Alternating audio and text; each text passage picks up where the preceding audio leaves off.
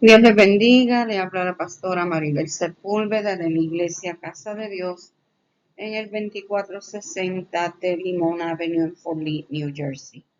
Allí estamos adorando y glorificando el nombre del Señor y hoy estamos aquí para traer la clase titulada La oración hace la diferencia. Estamos en Hechos capítulo 12, versos 1 al 19, y yo te invito en esta noche para que tú te suscribas al canal, y si tienes alguna pregunta la puedes hacer o algún comentario lo puedes dejar en los comentarios. Vamos a hablar de la oración hace la diferencia, y cuando hablamos de una oración o de la oración, estamos hablando de la comunicación entre el hombre y Dios. Dios está dispuesto a escuchar al hombre y sabemos que la oración del hombre surge de un corazón que necesita, un corazón que está clamando y buscando una respuesta por parte de su Dios. Es la forma como nos comunicamos, como hablamos con nuestro Señor. En Jeremías 33:3 dice: clama a mí, yo te responderé y te mostraré cosas grandes que tú no conoces. Cuando hablamos de hacer, es realizar, ejecutar o producir. La oración va a realizar, va a producir un efecto, y la oración hace la diferencia. La diferencia es la cualidad que distingue una cosa de la otra. La oración va a producir un efecto y va a producir una diferencia entre aquellos que le sirven al Señor. Vamos a través de esta clase a descubrir que hay poder en la oración. Hay una autoridad, hay una fuerza. La oración rompe yugo, la oración abre puertas, la oración es el medio por el cual tú hablas a Dios y Dios te puede sanar, Dios puede hacer un milagro en tu vida, Dios te puede contestar una petición que tú tienes para que el Señor haga algo importante. Bendito sea el Señor.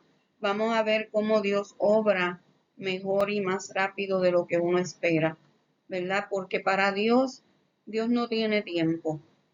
Dios puede hacer las cosas en un instante o las puede hacer en semanas, en días, en meses o en años, pero sí puede estar seguro que Dios puede contestar la petición. Conforme a tu fe será hecho.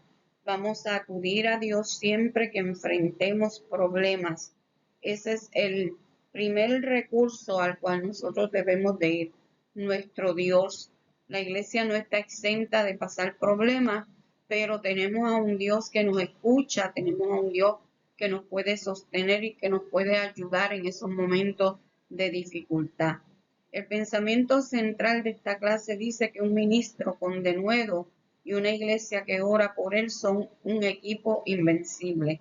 No hablamos de un ministro con denuedo, estamos hablando de un ministro que tiene fuerza, que tiene valor, que es atrevido. Bendito sea el Señor, que está dedicado a la obra. Y una iglesia que ora es aquella iglesia que interviene y que clama a Dios por el pastor o el ministro que Dios le ha puesto al frente. Tenemos que clamar por los pastores, hay que clamar por los pastores. El pastor y la iglesia pueden ser un equipo invencible para poder vencer todo aquello que se levante en contra de la obra de Dios. El texto áureo está en la lección, lo vamos a discutir más adelante, pero dice que Pedro estaba custodiado en la cárcel, pero la iglesia hacía sin cesar oración a Dios por él. Vamos a ver claramente qué sucedió con Pedro cuando Herodes Agripa uno lo pone en la cárcel y cómo Dios milagrosamente lo liberta respondiendo a la oración de aquella iglesia. La enseñanza bíblica de esta clase dice que una iglesia de rodillas es más poderosa que un ejército listo para la batalla. Sabemos que para que un militar vaya a la guerra o un ejército vaya a la guerra, se tiene que preparar física y emocionalmente y tiene que ser una persona disciplinada. Bendito sea el Señor, aparte de que tiene que aprender a utilizar las armas que necesita usar en la guerra. Ahora, una iglesia de rodillas está preparándose para otra guerra, pero es una guerra espiritual y el arma que usa la iglesia es la rodilla. El arma que usa la iglesia es la oración para pelear esa guerra espiritual. Una iglesia de rodillas es más poderosa que un ejército listo para la batalla, dice la enseñanza bíblica. Vamos a ver en esta clase lo que sucedió con Pedro, como dije anteriormente, ya que Pedro, luego de la muerte de Jacobo, que Herodes lo mató a espada, él cogió a Pedro preso y lo quería ejecutar al otro día. No lo pudo hacer el mismo día porque era la fiesta de la Pascua y tenía que esperar a que pasara la fiesta para poder ejecutar o procesar a Pedro. Y vemos que aunque esos eran los planes de Herodes, Dios tenía otros planes con Pedro para burlar todo aquel sistema de seguridad de aquella prisión y rescatar a Pedro de una forma milagrosa. Dios no iba a dejar a Pedro en vergüenza y sabemos que para que esto fuera posible la iglesia tenía que hacer su parte y la iglesia tenía que clamar, la iglesia tenía que orar. Bendito sea el Señor. Por eso es que la iglesia agarra la única alma que tenía y es la oración y se pone a interceder en vigilia para que Pedro Dios hiciera ese milagro tan grande en la vida de Pedro. El Señor es tan bueno que nos da a nosotros cosas mucho más abundantes de lo que pedimos o entendemos según el poder que actúa en nosotros. Y es lo que nos dice Efesios 3:20. Para Dios no hay nada imposible y la iglesia lo sabía. Por esta razón la iglesia se pone a clamar y a pedir la liberación de Pedro. Hoy nos vamos a enfocar en la iglesia de Jerusalén. Mientras había una bendición grande en la iglesia de Antioquía, la iglesia de Jerusalén estaba sufriendo esta persecución. Bendito sea el Señor, pero era una iglesia que estaba en victoria. Bendito Dios. Dice cierto individuo que yo siento más temor frente a una iglesia de rodillas que ante un ejército listo para la batalla. Eso es cierto, hermano. Es más poderoso un hombre y una mujer que se arrodilla, que clama a Dios, que busca presencia de Dios, que un ejército. El ejército pelea contra las milicias, contra los seres humanos, pero la iglesia pelea contra demonios, contra malicia. Bendito sea el Señor. Y eso lo hacemos en oración, en búsqueda del Señor.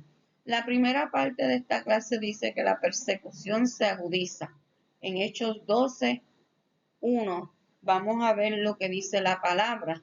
Nos dice: en aquel mismo tiempo el rey Herodes echó mano a algunos de la iglesia para maltratarles.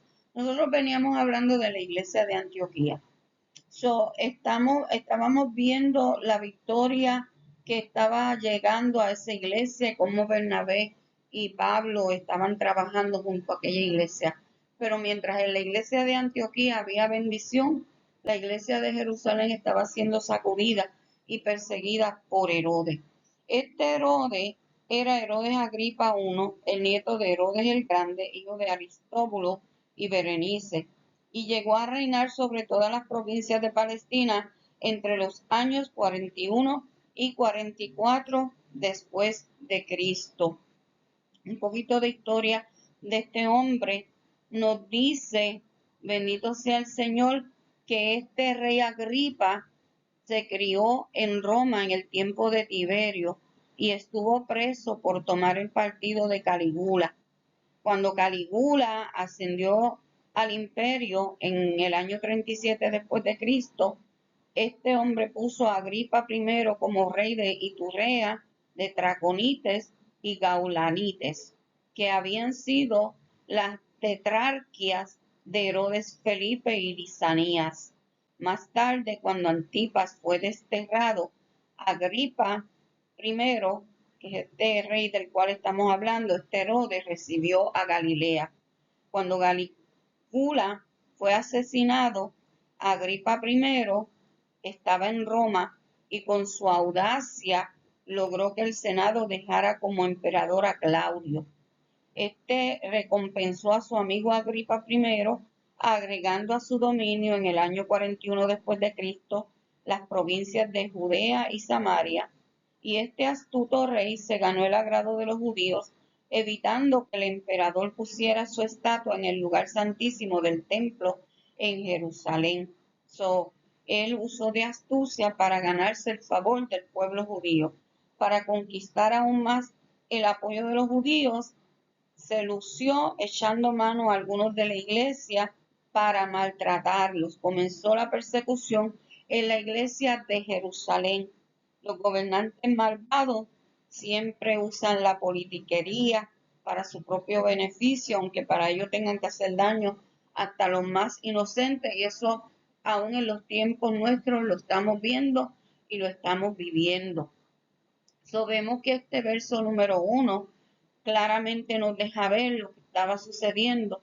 Mientras en Antioquía de Siria había un avivamiento, el diablo agudizó la persecución contra los hermanos en Jerusalén. Por eso es que se refiere la frase en aquel tiempo, que da a entender que el vil asesinato del apóstol Santiago y el encarcelamiento de Pedro tuvieron lugar en el mismo periodo en que florecía la iglesia de Antioquía bajo el ministerio de Bernabé y de Saulo. Estamos viendo cómo este rey Herodes Agripa está utilizando de la astucia, está queriendo quedar bien con los judíos, maltratando a los gentiles y maltratando a la iglesia. Y aquí vemos en la parte B que el primero de los apóstoles va al martirio. Este mismo rey Agripa en el verso 2 dice, y mató a espada a Jacobo, hermano de Juan. Él vio que esto agradó a los judíos, ¿verdad? Y él coge ahora y mata a Jacobo, el hermano de Juan. Aquí habían 3 hombres que eran llamados Jacobo. Vemos el primer mártir, ya lo habíamos estudiado, que había sido Esteban, el diácono, el evangelista, y lo mataron también por predicar la palabra del Señor. Pero ahora estamos viendo la muerte del primer apóstol, muerto a espada, Jacobo, que era hermano de Juan, hijo de Zebedeo, el pescador de Galilea. A este se le conocía como Santiago, conocido como Santiago, epígrafe de su primer nombre, y es llamado a veces Jacobo el Mayor, para distinguirlo del otro apóstol, que era el hijo de Alfeo, que también llevaba este nombre. Es necesario, pues como dije, que aclaremos que habían 3 Jacobos. Además de estos 2, tenemos al hermano de Jesús, que era Jacobo o Santiago, quien él no llegó a ser apóstol, pero llegó a ser pastor, y era el pastor de la iglesia de Jerusalén hasta su muerte, y escribió la epístola a Santiago. No se habla mucho de este Jacobo, del que murió, del que fue muerto por Herodes, pero sí se nos dice que él era hermano de Juan, y el Señor los apodó a estos hermanos como Boanerges, que quiere decir hijos del trueno. Quizás fue por el carácter explosivo que ambos tenían, y esto lo vemos en Marcos 3:17. Eran personas que les daba cólera, y en un momento dado, cuando los samaritanos no quisieron recibir a Jesús, en Lucas 9:55, ellos se enfurecieron y querían que del cielo descendiera fuego. Le pidieron al Señor que descendiera fuego y consumiera a los samaritanos. Vemos que ellos tenían un carácter fuerte, en colérico. Y el hecho de que su nombre aparezca casi siempre antes del de su hermano parecía indicar que este Jacobo era más impulsivo, era el más impulsivo de la pareja, aunque Juan aparece más y quizás por su ministerio fue más extenso el ministerio de Juan. También pensamos que Herodes quiso acabar con Jacobo porque a lo mejor él era un predicador destacado, era un hombre destacado, así como lo fue Esteban. El enemigo nunca se va a levantar contra aquellos que no están haciendo nada. El enemigo siempre se va a levantar contra aquellos que están trabajando para la obra de Dios. Bendito sea el Señor. Y él vio que esta muerte agradó a los judíos y ahora pues se quiso lucir cogiendo preso a Pedro. En la parte C vamos a estar viendo aquí el plan malévolo es frustrado. Vamos a ver lo que quería Herodes y cómo Dios frustró el plan de Herodes contra Pedro. Esto está en los versos 3 y 4 que dice: y viendo que esto había agradado a los judíos, procedió a prender también a Pedro. Eran entonces los días de los panes sin levadura, y habiéndole tomado preso, le puso en la cárcel, entregándolo a 4 grupos de 4 soldados cada uno, para que le custodiasen, y se proponía sacarle al pueblo después de la Pascua. Este era el plan que tenía este Herodes. Tenía ese plan contra Pedro, ¿verdad?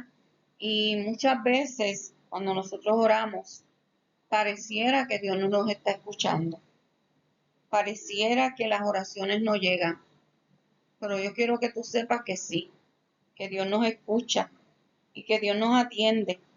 Y que cuando Dios obra, Él va a obrar de una forma tan impresionante que va a traer más gloria a su nombre, porque todo lo que hace Dios con nosotros es para que nosotros le demos gloria en todo momento. Este Herodes Agripa I, viendo que había agradado a los judíos con la muerte de Jacobo, procedió a prender también a Pedro. Vemos aquí que si el asesinato del apóstol Santiago le había causado satisfacción al pueblo judío, él pensaba que le iba a agradar mucho más la muerte de Pedro, porque Pedro, pues sabemos que era el líder, quizás era el hombre más impulsivo de todos los creyentes, y la ejecución de Pedro sería un triunfo para todos aquellos judíos y los enemigos de la fe. Pero él tenía unos planes y este plan le falló, porque la técnica que él estaba usando para prender a Pedro lo hizo en los días de los panes sin levadura, en la semana de la Pascua.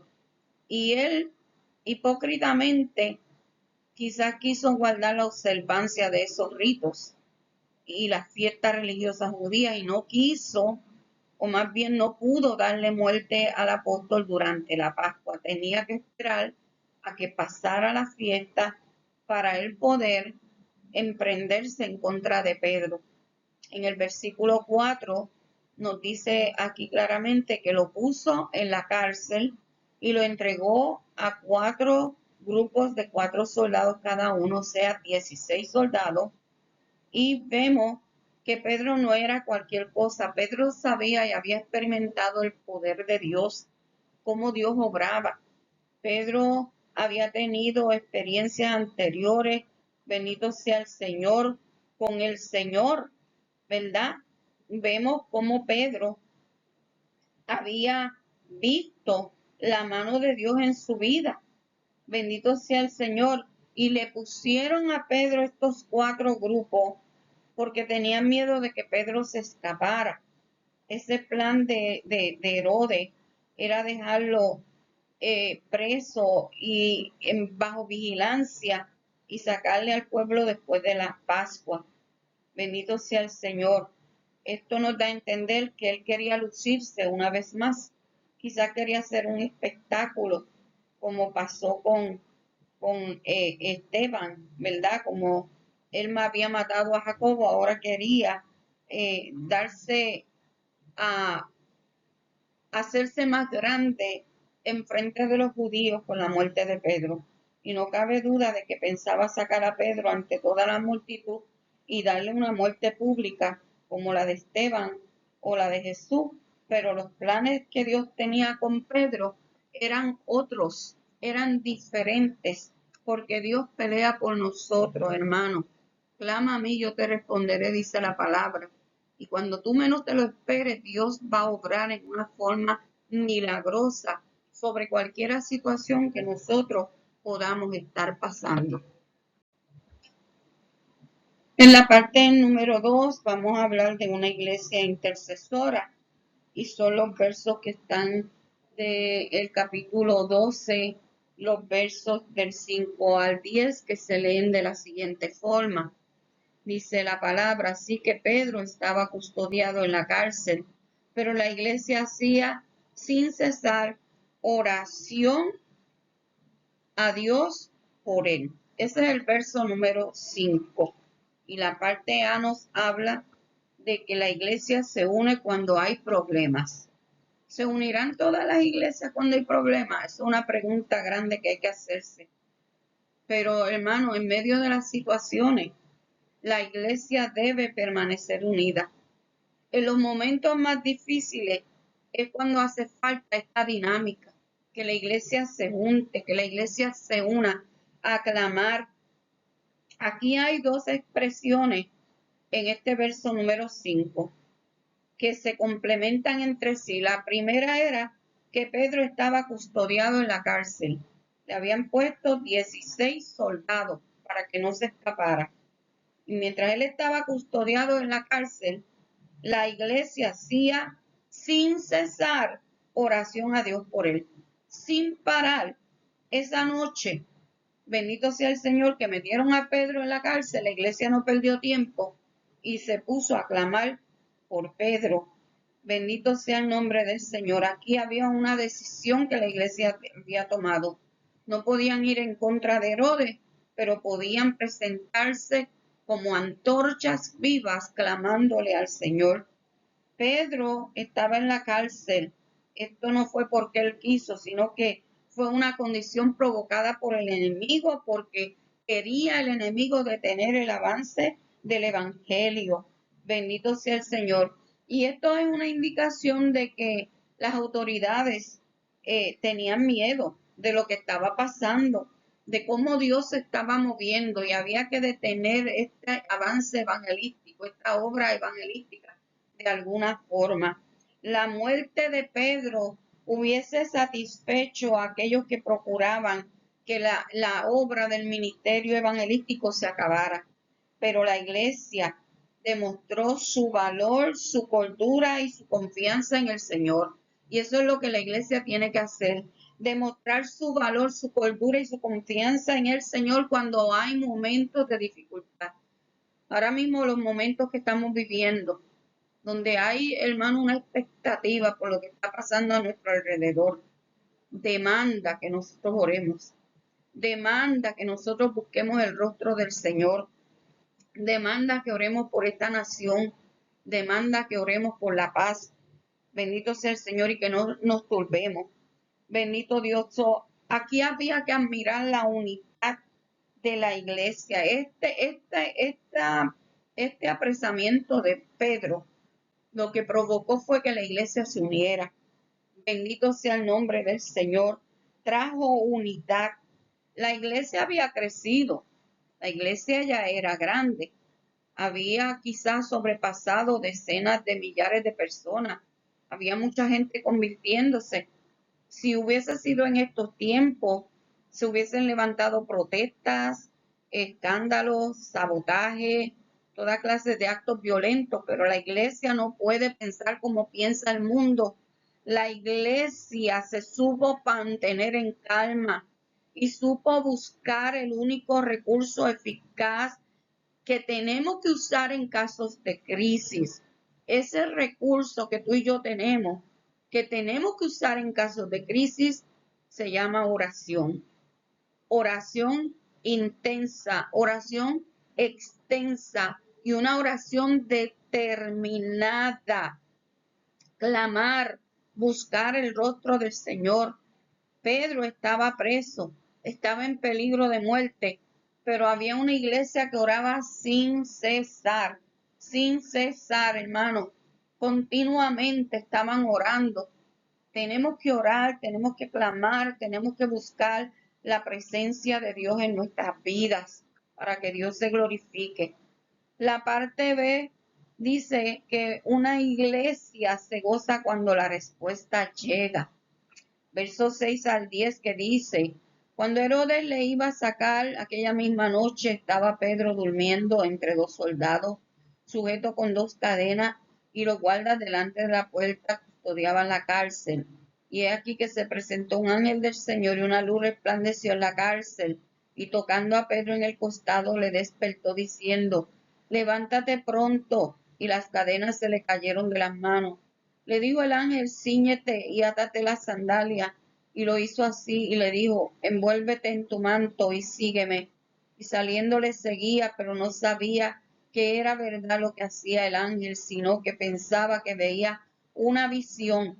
Habiendo pasado la primera y la segunda guardia, llegaron a la puerta de hierro que daba a la ciudad, la cual se les abrió por sí misma, y salidos pasaron una calle, y luego el ángel se apartó de él. Entonces Pedro, volviendo en sí, dijo, ahora entiendo verdaderamente que el Señor ha enviado su ángel y me ha librado de la mano de Herodes y de todo lo que el pueblo de los judíos esperaba. Y habiendo considerado esto, llegó a casa de María, la madre de Juan, el que tenía por sobrenombre Marcos, donde muchos estaban reunidos orando. Qué tremendo, bendito sea el Señor.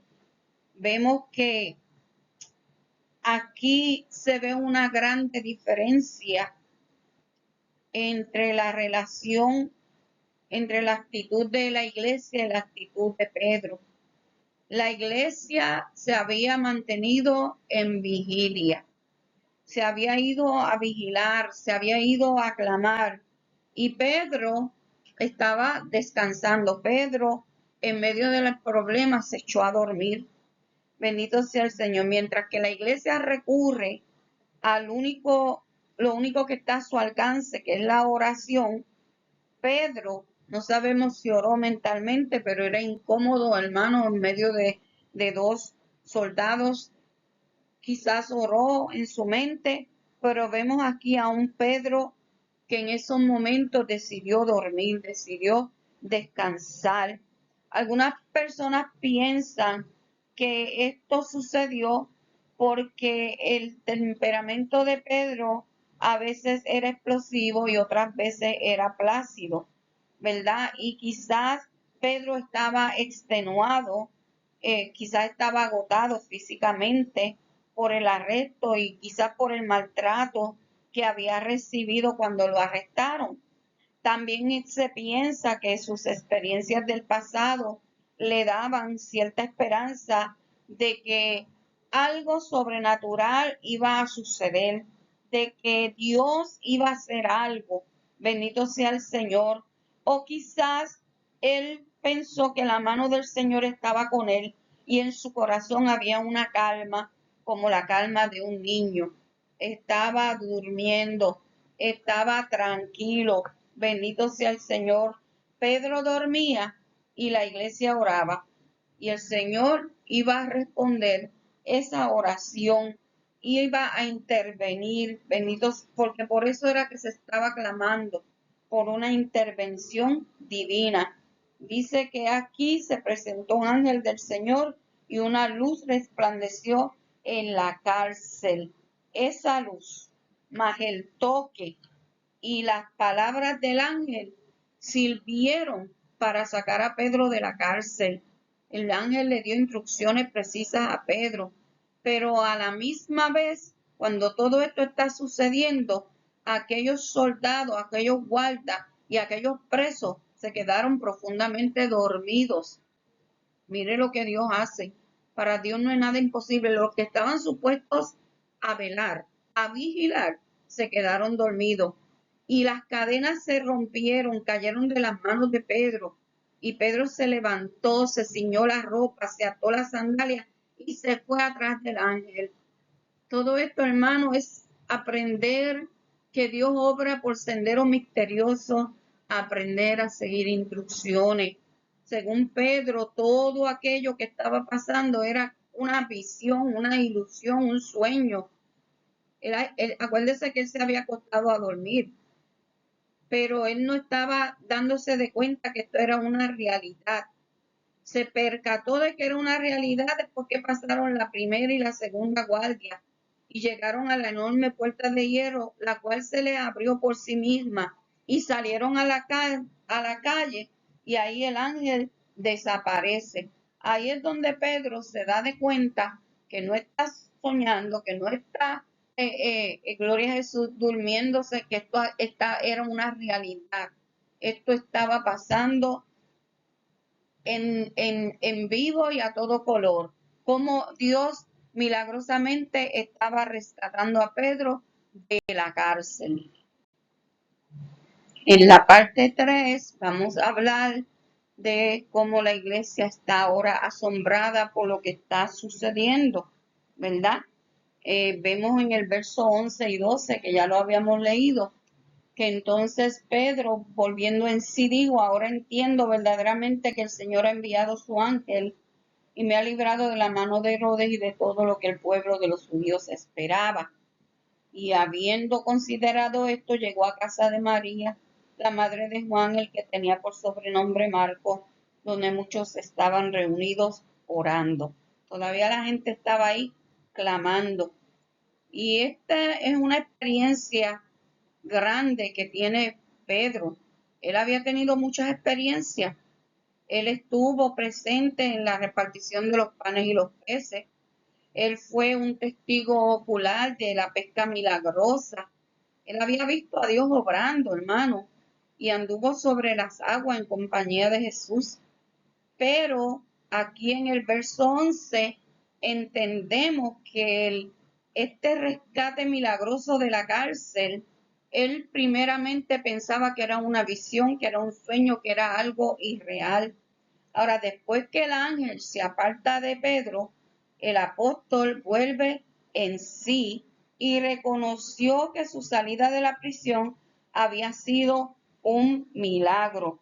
Es decir, está consciente ahora de que su liberación era una realidad, que no era un sueño como él se lo estaba imaginando. Luego que él sale de su asombro, ¿verdad? Él ahora lo que deseaba era llegar donde estaban los hermanos y se fue derecho al hogar de María, la madre de Juan, el que se apodaba Marcos. Se cree que este fue el que acompañó a Bernabé y a Saulo y que fue el autor del segundo libro de los evangelios, Marcos. Vemos que en esta casa este era el lugar favorito de reunión y algunas personas creen que en esta casa estaba el aposento alto donde Jesús tomó la última Pascua y la primera Santa Cena, y que aquí también fue el lugar en donde se derramó el Espíritu Santo el día de Pentecostés. Vemos que este era el lugar que ellos acostumbraban a tener para sus reuniones privadas y para la oración. Esta era una casa grande que tenía un pasillo que iba desde la calle hasta el interior de la casa, donde se hallaban reunidos los hermanos, los creyentes. Y Pedro pues comenzó a tocar la puerta y nos dice aquí la palabra que una muchacha, ¿verdad? Verso 12, considerando esto, llegó a casa de María, la madre de Juan, que tenía sobrenombre Marcos, donde muchos estaban reunidos orando, y cuando llamó Pedro a la puerta del patio, salió a escuchar una muchacha llamada Rode. La muchacha no fue con las intenciones de abrir la puerta, ella más bien fue con la intención de escuchar quién era que estaba tocando. Bendito sea el Señor. Ahí estaban muchos orando en esa casa. Bendito sea el Señor. No estaba toda la iglesia porque entendemos que la iglesia era mucha, pero sí había muchos hermanos creyentes que se habían puesto a vigilar para orando, interviniendo, intercediendo para que Pedro fuera libertado.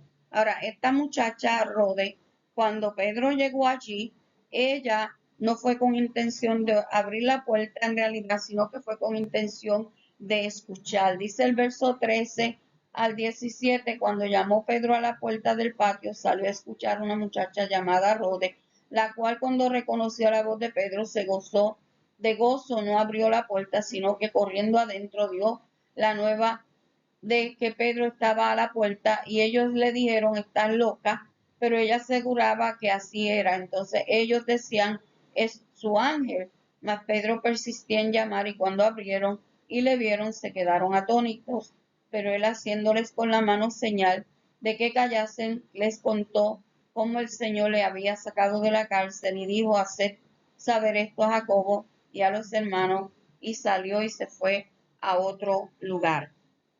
So, aquí nos deja ver que las casas de ese tiempo eran muy parecidas a las que quedaban en algunos lugares que tenían semblanza de tipo colonial español.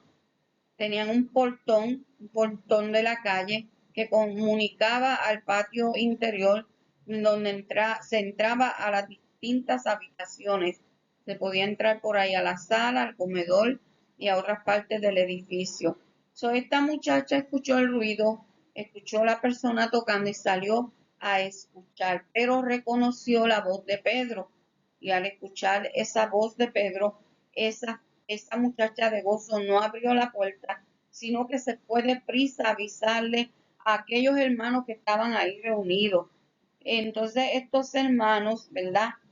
Pensaron que ella estaba loca. Bendito sea el Señor. Y pensaron que era el ángel de Pedro, porque los judíos creían que cada persona tenía un ángel guardián y se dejaban llevar por lo que dice en el Salmo 34:7 y en Mateo 18. El Salmo 34:7 lo vamos a buscar aquí.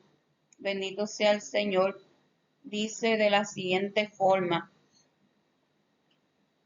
el ángel de Jehová acampa alrededor de los que le temen y los defiende.